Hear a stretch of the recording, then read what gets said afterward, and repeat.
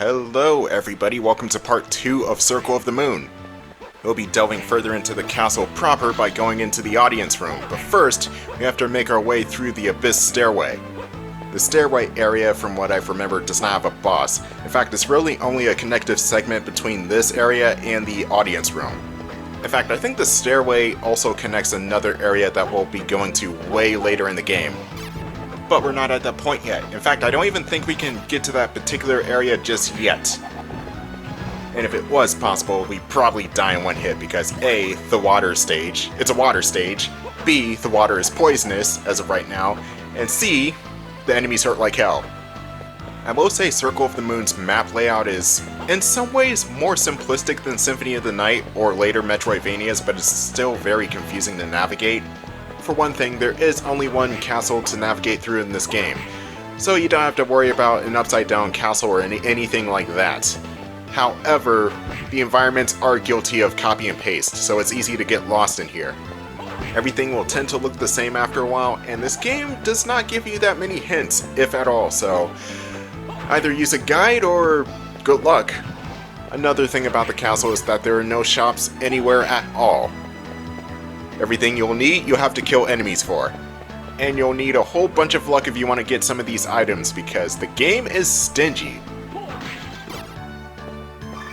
So, this game in some ways is kind of like a mix between the old school Castlevania formula as well as the new school Metroidvania formula.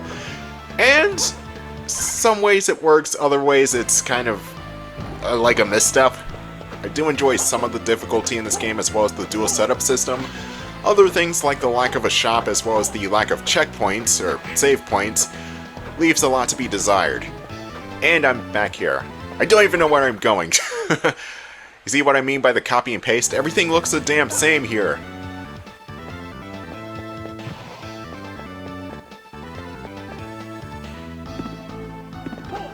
Okay, I think I'm on the right track. Yeah, this is where I'm supposed to go next. I'm going to need to use my newly acquired double jump. That's going to get me up to the ledge that's on the other side of this room.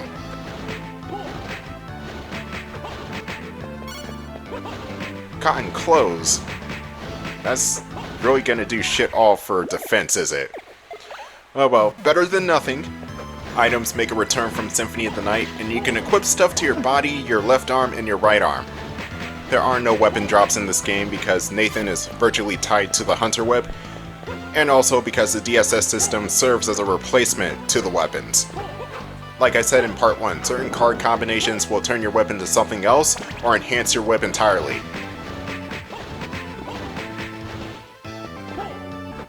HP max increases. You know what that means? I'll die in less hits. Yeah, it's very easy to die in this game, especially if there are flying enemies or just a ton of stuff on screen at the same time. You will lose quickly. Anyway, welcome to the Abyss Stairway.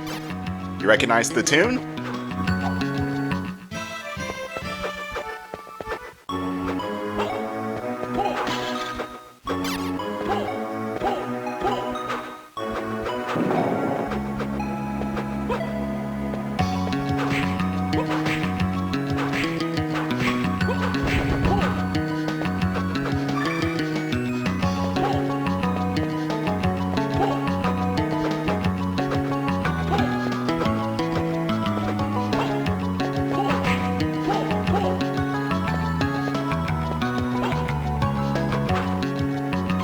We have Sinking Old Sanctuary from Castlevania Bloodlines. If there is one thing that Circle of the Moon soundtrack is guilty of, even though I love it, that is repeated soundtracks from the previous games. They are remixed to perfection, but I feel like there are more callbacks than there are new songs that are not, you know, Nathan's theme. The latter Game Boy Advance titles do add a lot more new songs to the mix though. Can't go there yet. Gonna have to press a button in order to destroy that coffin. And something dropped. What was that? Oh, it's just a heart. I mean, that could come in handy for later. Let's just jump up here to see what's up, and I'm counting my blessings. There's an actual save point. The save points are good for if you want to restore health or if you want to save the game. The last part should go without saying, but I think Circle of the Moon does not have a sleep function like the latter GBA games do. Just like with a lot of games on the GBA, you can put the system into a rest period to where it saves battery life and just pick up from where you left off. Circle of the Moon does not have that functionality. Circle of the Moon, at least back in the day, was kind of scrutinized for that, among many things like the dark screen, even though that was more of a problem with the GBA screen itself, not the game. There's also the fact that the story and the characters do not seem to fit anywhere in the timeline. Now, this does take place in 1830, which is 50 years after Symphony of the Night, but there are no Belmonts. Nathan is not considered a Belmont, or is he closely related to the Belmonts? And there's even some continuity conflicts with Order of Ecclesia, which supposedly takes place around this time, in which case there are probably two Draculas running about right now. So yeah, you could make the argument that this is a side story or a guide-in or an alternate reality, but it's whatever you want it to be. I do personally think this game is a part of the canon just as much as the other games are. Now, Castlevania Legends, I may need to get back to you on that one.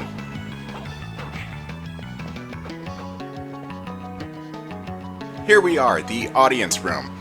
This is where the second boss of the game resides. The main enemies of this area are slimes that will inflict poison if you touch them, and axe armors who throw their axes high and low. The axe armors are pretty simple to deal with, and so are the slimes too, but again, you get poisoned if you touch them. Whenever you get inflicted with the poison status, you'll gradually lose health, but there are a couple of ways to deal with this.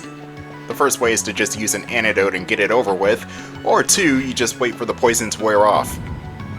The latter option does take a fair bit to wear off, and it's not recommended if you're getting swarmed by enemies. We got an axe of our own, which works pretty much the same as it does in any other Castlevania game. You throw it upwards in an arc, which is pretty good for aerial enemies.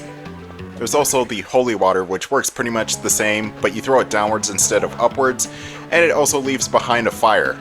The stopwatch, which is good for freezing some enemies but not all. And finally, the cross, the boomerang. The cross is one of the more rare sub-weapons in this game, but that's for a reason. It is the most overpowered sub-weapon in Circle of the Moon, I'm not even kidding. It's because the cross does holy damage, and most of the enemies in this game are weak to holy damage. That includes bosses, so if you grab a cross, hold on to it. The way you use the cross though, it's a boomerang basically, so you throw it, it goes a certain distance, and it comes right back at you. So you have to get dangerously close to enemies if you want the full effect of the cross to work. Ooh, we're getting a shit ton of leather armors. I will say it's still kind of crap, but the leather armor is better than the cotton clothes. Boosts the defense by 10, I'd say that's good enough for now.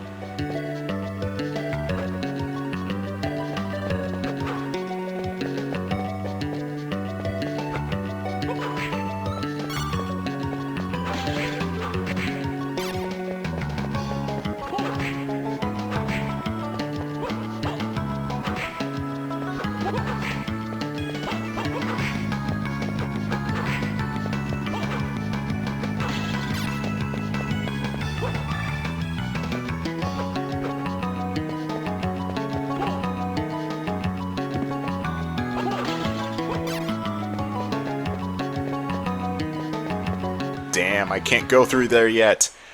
Why can't Nathan be a strong man? I'm winking at the invisible camera, by the way. Oh god! Electric skeleton, those guys are no good. The E-skeletons are pretty easy to deal with if they're on their own, but if they're with other enemies, they are a pain. They send a shockwave along the ground, and if you get touched by that, you are guaranteed to get knocked back. And like I said before, the knockback in this game is pretty ridiculous at points.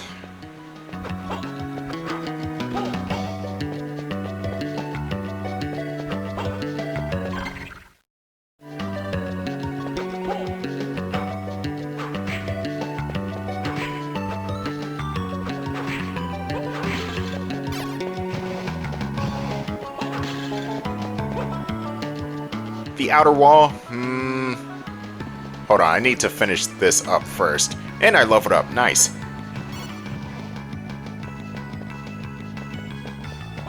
Now I got a question for all of you. If you had a Game Boy Advance, what was the first game you had for the system? Or portable? portable system.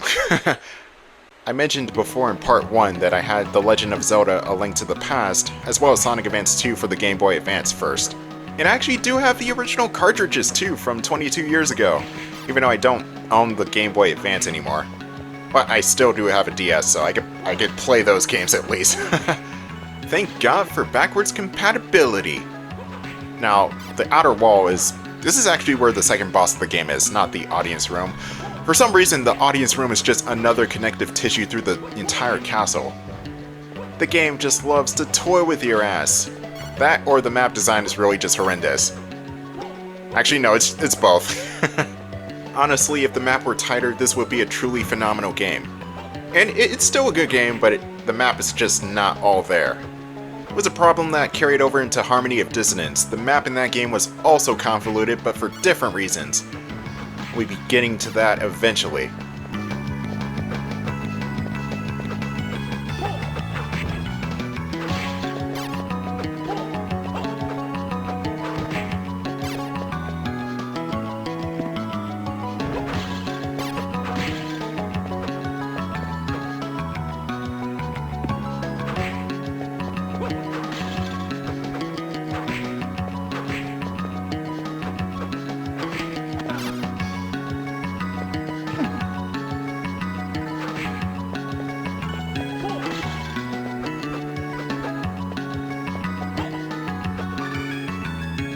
Oh, I wanted a health up. Oh well, there better be a save point. Oh, I think this is a save point actually. Let's get up here. Yes! Let's heal up real quick and then continue. Now the game doesn't get hard quite yet, but it gets close with the electric skeletons. I say 2 or 3 parts from now, that's when Circle of the Moon truly spikes in difficulty. But we're safe for now.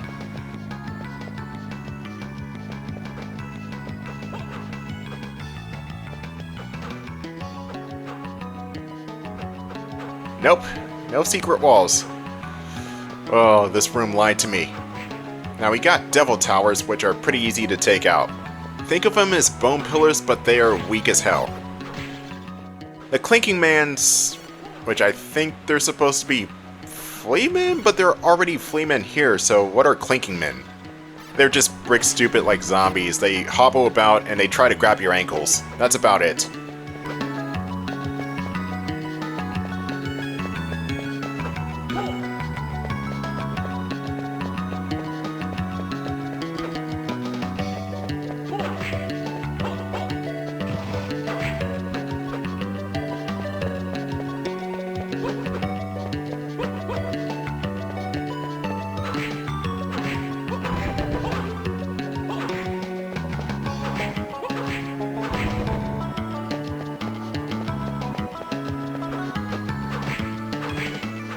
Dramatic Castlevania pose as I leveled up in between 2 axe armors.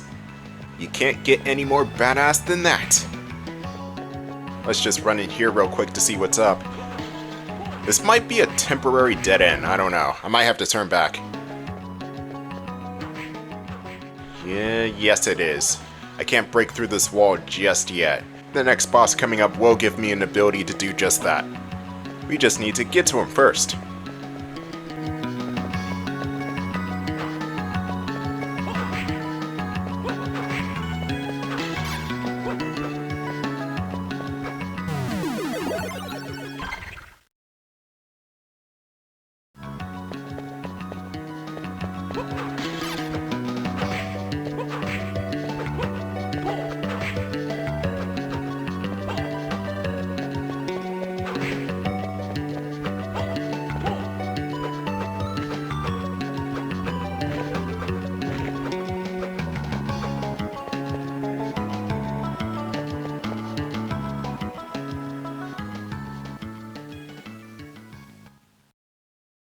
Extraordinary. To be dropped into the abyss and still live. But your luck is about to run out. Get out of my way, child. Before I finish you, I'll tell you some news. Your precious master is already in our power. What? That old man will feed us with his soul. The rite has been prepared, and we only await the full moon. No! No! Oh my god. Nathan, why are you the most generic character in Castlevania? Anyway, welcome to the second boss of the game, the Necromancer. He is a threat, but I feel like he's easier than the Cerberus was. It's mainly because the Necromancer, even though he's a flying type enemy, he does stay still long enough for you to actually hit him a bunch of times, so there's that at least. The Necromancer in his first form flies around, shoots these rings, put up a barrier, and spawns zombies. That's about the extent of his first form, and the second form, it is harder than the first one, but not by much.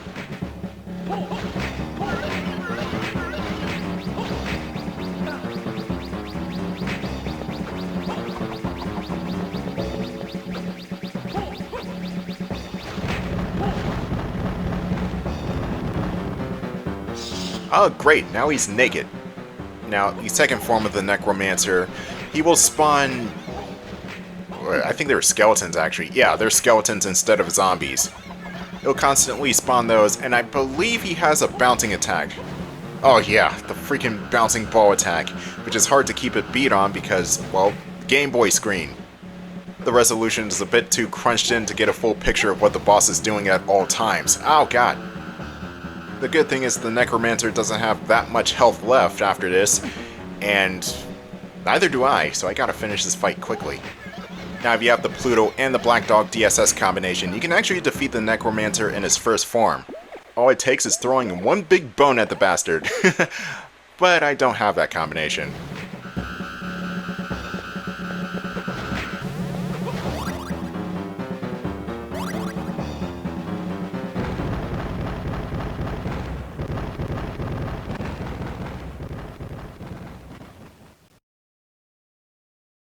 I know Master is still alive. Hold on, I'll be there. Though, where's Hugh? Well, Hugh is eating a whole bunch of pie in a town called Retroville, and is the father of a boy genius. Oh wait, wrong Hugh. Anyway, here's the tackle. We can now break through the gray concrete blocks by pressing forward and the special button. It's also good for bowling over some small enemies, not all of them. And with the tackle ability, the castle has opened up significantly. So stay tuned for part 3 where we explore more of this dreaded castle.